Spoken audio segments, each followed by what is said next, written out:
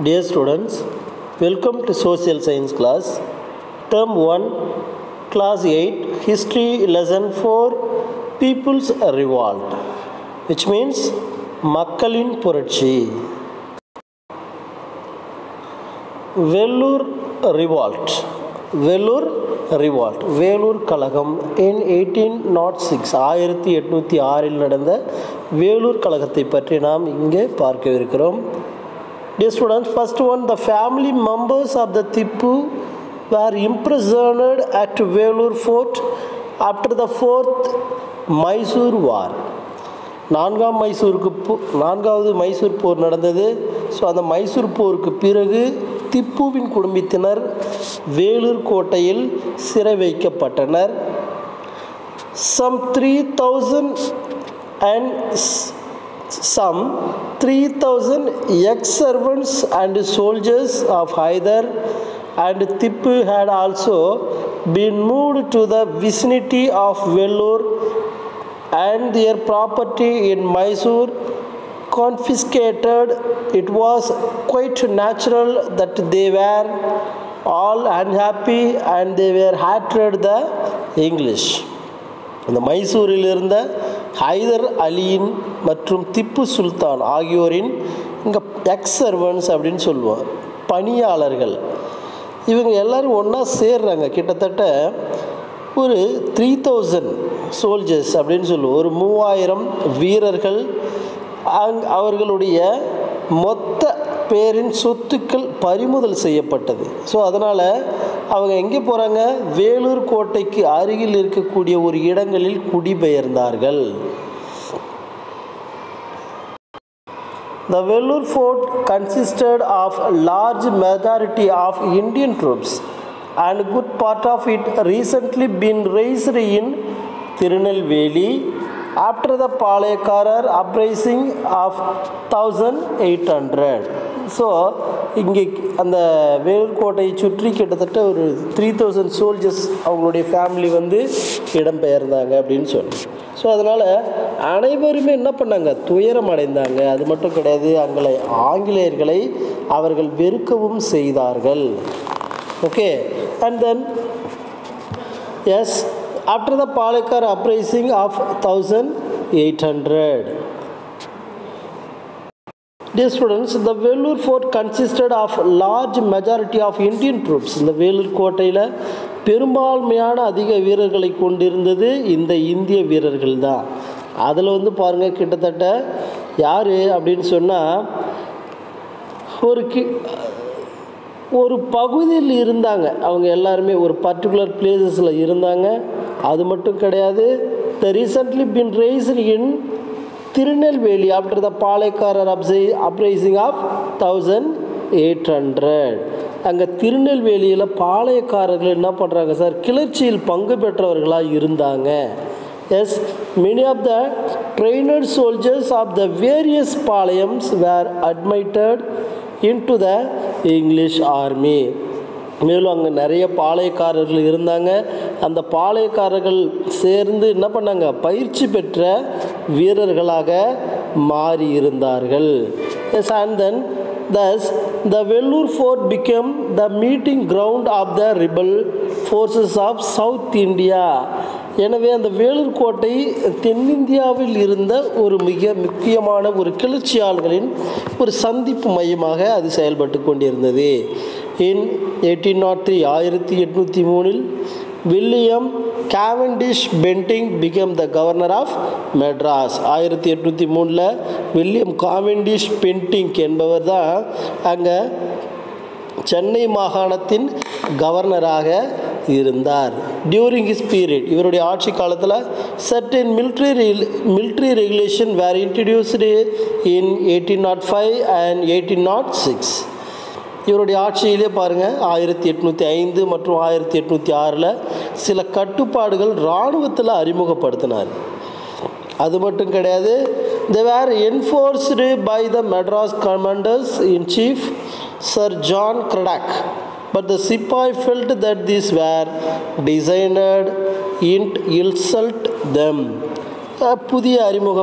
புதிய இராணுவ கட்டுப்பாடுகள் அறிமுகப்படுத்தப்பட்டது.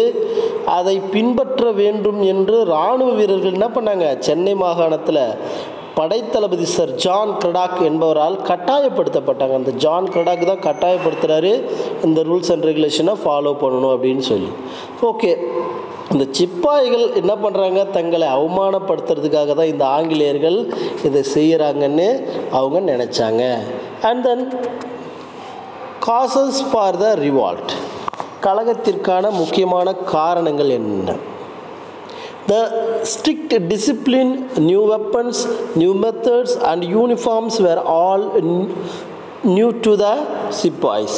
இங்கே புதுமையான கட்டுப்பாடுகள் இருந்தது, புதிய ஆயுதங்கள் இருந்தது, புதிய முறைகள், அங்கே புதிய யூனிஃபார்ம், நியூ யூனிஃபார்ம் அப்படின்னு சொல்லும், புதிய சீருடைகள் என பல்வேறு விதமான அமைப்புகளில் அவங்கக்கிட்ட புதிய கட்டுப்பாடுகள் இருந்தது. இது காசஸ் ஃபார் த ரிவால்ட், இது கலகத்திற்கான ஒரு முக்கிய காரணமாக இருந்தது. The sepoys were asked to shave the beard and trim the mustache. அந்த தாடி மற்றும் மீசை, அங்கே இருக்கக்கூடிய சோல்ஜர்ஸ் என்ன பண்ணோம், அங்கே இருக்கக்கூடிய தாடிகளை மீசையை மடித்து நல்ல நேர்த்தியாக வைத்து கொள்ள வேண்டும் என்றும் அறிவுறுத்தப்பட்டது. அதுவும் அவர்களுக்கு எரிச்சலை ஏற்படுத்தி இருந்தது. And then the wearing of religious mark on the forehead and the use of earrings were also banned. இந்த சமய அடையாளங்களாக இருக்கும், நெற்றியில் திலகமிடுவது, அதாவது பொட்டு வைக்கிறது, காதுகளில் வளையம் அணிவது, கடுக்கன், இதெல்லாம் தடை செய்யப்பட்டது அந்த சோல்ஜர்ஸால். ஓகேவா? And then the English treated the Indian sepoy as their inferior. there was the racial prejudice, அதாவது ஆங்கிலேயர்கள் இந்த சிப்பாய்களை என்ன பண்ணுறாங்க அப்படின்னு சொன்னால் தாழ்வாக நடத்துகிறாங்க. அதோட அந்த அவர்கள்கிட்ட என்ன பண்ணாங்க, இன பாரபட்சமும் காட்டினார்கள். இவர்கள் எந்த இனத்தை சார்ந்தவர்கள், இப்படி எப்படிப்பட்டவர்கள் அப்படின்ற ஒரு வேறுபாடும் அங்கு காணப்பட்டது. அண்ட் தென் இமிடியேட் காசஸ், உடனடியாக இருந்த ஒரு முக்கியமான காரணம் என்ன? உடனடி காரணம், in June 1806 military general Agnew introduced a new turban resembling a European hat with a badge of cross on it.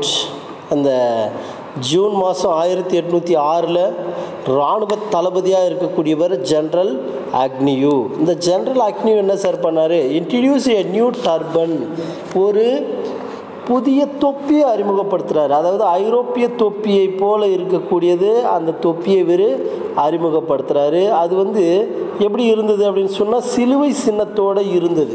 சிலுவை சின்னத்தம் அப்படின்னு சொன்னால் இந்த சிம்பிள் ஆஃப் கிறிஸ்டியன், கிறிஸ்தவர்களுடைய அடையாள சின்னமாக கருதப்படுவது அந்த சின்னத்தில் இருந்தது. ஓகேவா? Yes. And it was popularly known as Agnew's turban. அந்த தலைப்பாயை அவர் அறிமுகப்படுத்துகிறார். அந்த தலைப்பாய் என்னன்னு அவங்க சொன்னாங்க அப்படின்னு சொன்னால் ஒரு புதிய தலைப்பாய் முறை, அதாவது அக்னியூ டர்பன், அக்னியூவின் தலைப்பாய்கை என்று இது அழைக்கப்பட்டது, அக்னியூ தலைப்பாய்கை. And then both the Hindu and Muslim soldiers opposed it. So the soldiers were severely punished by the English. இங்கே இருந்த இந்துக்கள் மற்றும் முஸ்லீம்கள் வீரர்கள் என்ன பண்ணாங்க, ஒன்றா சேர்ந்து அதனை எதிர்க்கிறாங்க. இதனால் என்ன ஆகுது, அங்கே இருக்கக்கூடிய ஆங்கிலேயர்கள் கடுமையாக இங்கு தண்டிக்கப்படுகிறார்கள். அதாவது ஆங்கிலேயர்கள் இந்தியன் சோல்ஜர்ஸை கடுமையாக பனிஷ்மெண்ட் பண்ணுறாங்க, தண்டிக்கிறாங்க. And then course of the revolt, கலகத்திற்கான போக்கு, என்ன விதமான போக்குகளில் இது டேர்ன் ஆகுது. Yes, the Indian soldiers were waiting for opportunity to attack the English officers. The English officers. இந்திய வீரர்கள் ஆங்கில அலுவலர்களை என்ன பண்ணுறாங்க, தாக்கி அவர்களை எப்படியாவது அடிக்கணும் அப்படின்ற ஒரு எண்ணத்தோடு எதிர்பார்த்து காத்து கொண்டிருந்தார்கள். திப்புஸ் ஃபேமிலி ஆல்சோ டுக் பார்ட். அதில் பாருங்கள், திப்புவின் குடும்பம், அந்த திப்பு சுல்தானுடைய குடும்பமும் அதில் பங்கெடுத்து கொண்டது. ஃபட்டேக் Hyder and the elder son of Tippu tried to form an alliance against the English. திப்புவின் மூத்த மகனாக இருந்தவர் பதேக் ஹைதர் இந்த ஆங்கிலேயருக்கு எதிராக ஒரு கூட்டமைப்பை ஏற்படுத்த என்ன பண்ணுறாரு, இவர் முயற்சி செய்தார். On July 10th, in the early morning, the native sepoys of the 1st and 23rd regiments started the revolt. அதாவது என்ன, ஜூலை மாதம் 10ஆம் தேதி, கரெக்டாக ஜூலை மாதம் 10ஆம் தேதி விடியற் காலையில் முதலாவது, அதாவது 1st and 23rd முதலாவது மற்றும் 23வது படைப்பிரிவை சார்ந்தவர்கள் நிறைய பேர் என்ன பண்ணுறாங்க, கிளர்ச்சியை தொடங்கினார்கள், கழகத்தை தொடங்கினார்கள். Yes, the colonel Fancourt who commanded the garrison was their first victim. The fort gates were closed. Meantime, the rebels proclaimed Fateh Haider as their new ruler. The British flag in the fort was brought down. The tiger-striped flag of Tipu Sultan was hoisted of the fort of Vellore. Yes, அது மட்டும் கிடையாது. இந்த சுச்சுவேஷனில் இந்த படையை வழிநடத்திய kernel பான்கோர்ட் அப்படின்னு இருக்கிறார், colonel பான்கோர்ட்.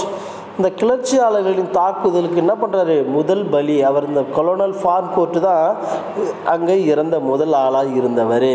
Okay, இந்த கோட்டையை சுற்றி நுழைவு வாயில்கள் இருக்குது, அது எல்லாத்தையும் என்ன பண்ணுறாங்க, இந்த கிளர்ச்சியாளர்கள் க்ளோஸ் பண்ணுறாங்க. க்ளோஸ் பண்ணிவிட்டு அங்கே இருக்கக்கூடிய கிளர்ச்சியாளர்கள் அந்த இருந்த முதல் சீனியராக இருந்த அந்த பதேக் ஹைதரை தங்களின் புதிய ஆட்சியாளர்களாக அறிவிக்கிறாங்க. வேலூர் கோட்டையில் கிட்டத்தட்ட ஆங்கில கொடி இறக்கப்பட்டு அங்கு புலி உருவம் பொறித்த திப்புவின் கொடி ஏற்றப்பட்டது. Yes, and then suppression of the revolt. Suppression of the revolt, கலகம் அடக்கப்படுகிறது. Major Coates, who was outside of the fort, rushed to Ranipet and informed Colonel Gillespie.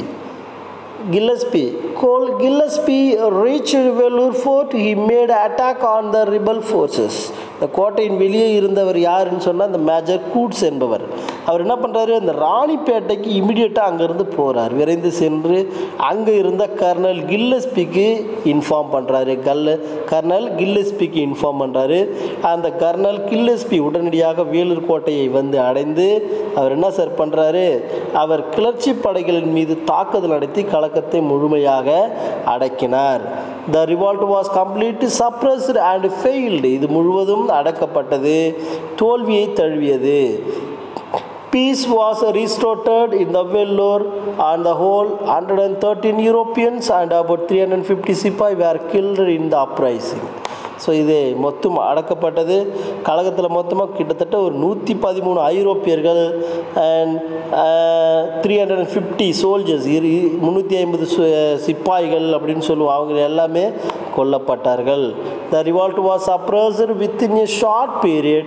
It was one of the significant events in the history of Tamil Nadu. இது குறுகிய காலத்தில் ஏற்பட்டது, அது சீக்கிரமாகவே அடக்கப்பட்டது. எனினும் தமிழக வரலாற்றில் ஒரு குறிப்பிட்ட நிகழ்வுகளோடு இது இன்னைக்கும் இருந்துட்டு இருக்குது.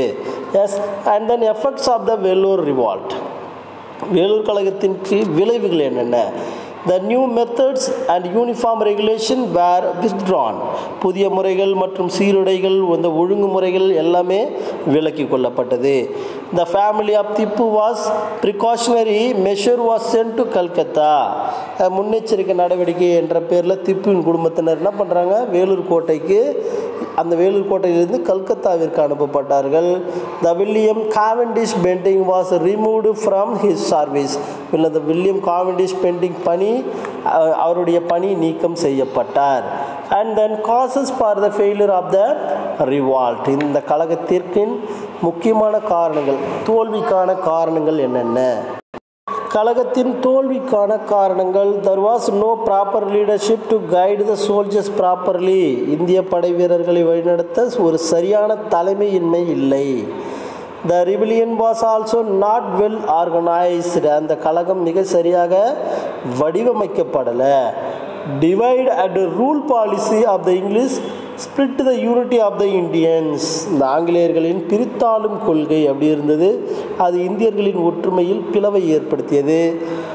V.D. Savarkar calls the Vellore revolt 1806 as the prelude to the first war of Indian independence in 1857. 1806 நடந்த இந்த வேலூர் கழகத்தை 1857ஆம் ஆண்டில் நடைபெற்ற முதல் இந்திய சுதந்திர போரின் முன்னோடி என்று இந்த வி.டி. சாவர்கர் குறிப்பிடுகிறார்.